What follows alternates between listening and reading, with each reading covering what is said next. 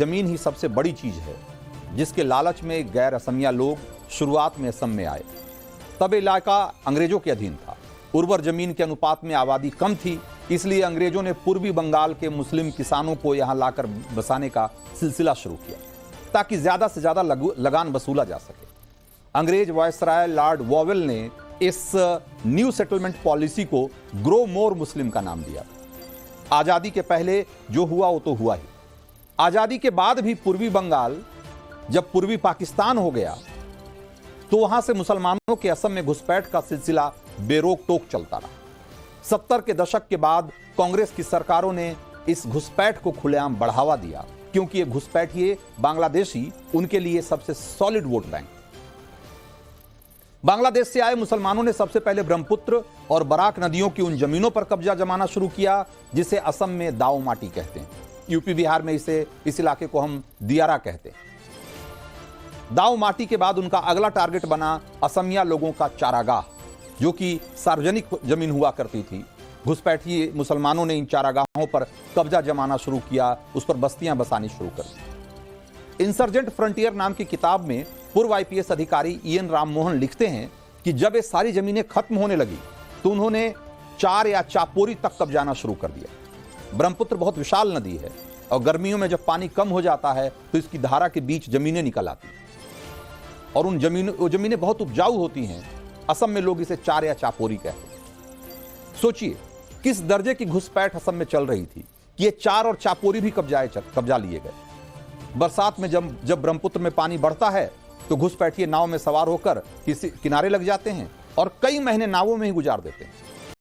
इस दौरान समझिए कि जब इस तरह के कब्जे वाली वो चल रही होती है मुहिम, तो जो वहां के लोकल लोग हैं, लोकल आबादी, उनके पास कोई ऑप्शन नहीं होता क्योंकि इसी दौरान मुस्लिम तुष्टीकरण भी अपने चरम पर होता है और यह लंबे समय से चल रहा है। कांग्रेस की सरकार ने ब्यूरोक्रेसी को खुली छूट दे रखी थी कि जितना हो सके बांग्लादेशी मुसलमानों को असम में बसाओ। कांग्रेसी नेताओं, अधिकारियों और घुसपैठियों के दलालों का एक ऐसा नेटवर्क बन गया था कि कई बार घुसपैठियों के आने से पहले उनके राशन कार्ड, वोटर आईडी दोनों तैयार रहते। ईएन राममोहन ने इंसर्जेंट फ्रंटियर में ऐसे दर्जनों मामलों का जिक्र किया है जिसमें सरकार और ब्यूरोक्रेसी की मदद से घुसपैठियों को बसाया गया असम। मैं सिर्फ एक का जिक्र कर रहा हूं जो कि बहुत महत्वपूर्ण है। असम के मंगलदोई विधानसभा के उपचुनाव होने थे। मतदाता सूची में करीब 50,000 घुसपैठियों के नाम जोड़ दिए गए। बाकायदा मुख्य चुनाव आयुक्त ने इसको लेकर आपत्ति जताई कि इसमें बहुत सारे फॉरेनर्स हैं। लेकिन केंद्र में उस समय कांग्रेस के समर्थन वाली चौधरी चरण सिंह की सरकार थी और उसी किताब में ईएन राममोहन लिखते हैं कि कांग्रेस ने अपने वोट बैंक की खातिर दबाव बनाकर वोटर लिस्ट से घुसपैठियों के नाम नहीं कटवाने दिया और 1979 में इसी बेलगाम घुसपैठ के खिलाफ आसू का छात्र आंदोलन शुरू हुआ और बाद में असम जातीयतावादी युवा छात्र परिषद जैसे संगठन जुड़े और उन्होंने इस आंदोलन को उल्फा के उग्रवादी आंदोलन में तब्दील कर दिया। सोचिए मुस्लिम तुष्टीकरण और वोट बैंक की पॉलिटिक्स के खातिर इस देश की सुरक्षा के साथ किस हद तक खिलवाड़ किया गया। और ये सिर्फ असम में ही नहीं, बांग्लादेश से लगे हर राज्य में कमोबेश ये हो रहा है। सारे सीमावर्ती राज्यों में हो रहा है। बांग्लादेश बॉर्डर से कुछ दूर पर है झारखंड का बॉर्डर और इस राज्य की सियासत भी घुसपैठ के मुद्दे पर सुलग रही। मामला हाईकोर्ट तक पहुंच चुका है। याचिका करके दावा किया गया है कि संथाल परगना में आने वाले 6 जिलों में आदिवासी घट रहे हैं।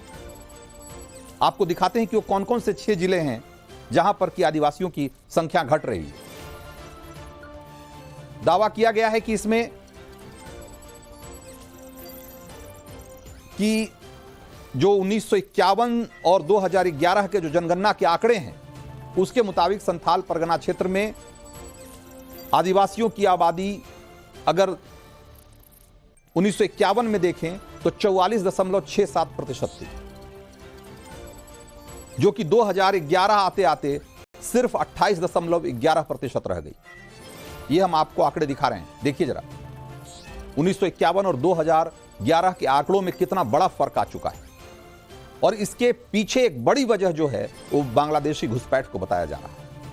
याचिकाकर्ता ने दावा किया है कि अगर घुसपैठ पर रोक नहीं लगाई गई तो हालात काफी डरावने हो सकते हैं।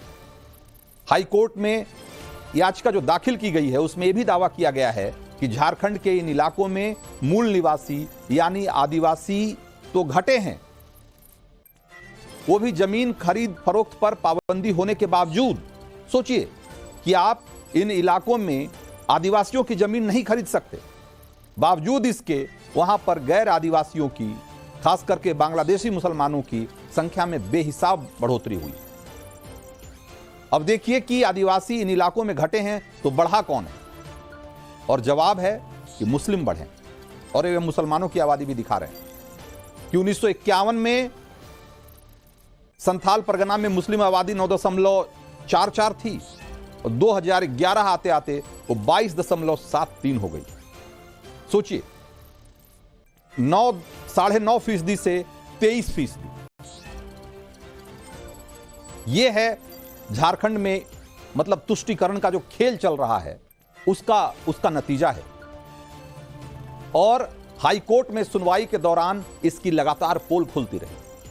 याचिका पर सुनवाई के दौरान हाईकोर्ट ने संथाल परगना के 6 जिलों के एसपी और डीसी को जवाब देने के लिए कहा, लेकिन झारखंड के इन अधिकारियों ने जो रिपोर्ट दाखिल की उसने हाईकोर्ट को नाराज किया, क्योंकि झारखंड सरकार ने दावा किया कि बांग्लादेशी घुसपैठ राज्य में हो ही नहीं रहा है, लेकिन आदिवासी घट कैसे रहे हैं यह बताने के लिए उनके पास कोई तर्क नहीं, इसके जवाब में उनके पास कोई बात नहीं।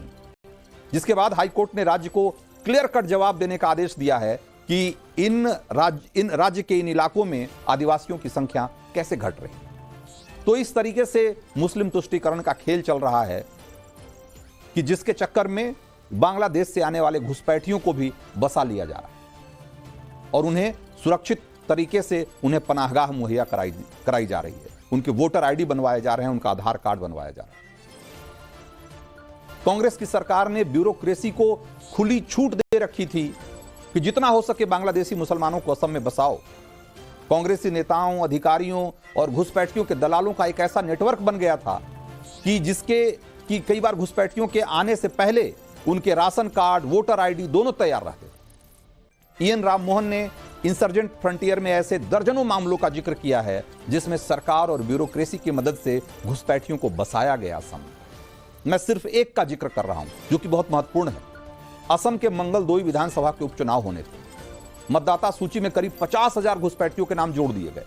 बाकायदा मुख्य चुनाव आयुक्त ने इसको लेकर आपत्ति जताई कि इसमें बहुत सारे फॉरेनर्स हैं, लेकिन केंद्र में उस समय कांग्रेस के समर्थन वाली चौधरी चरण सिंह की सरकार थी।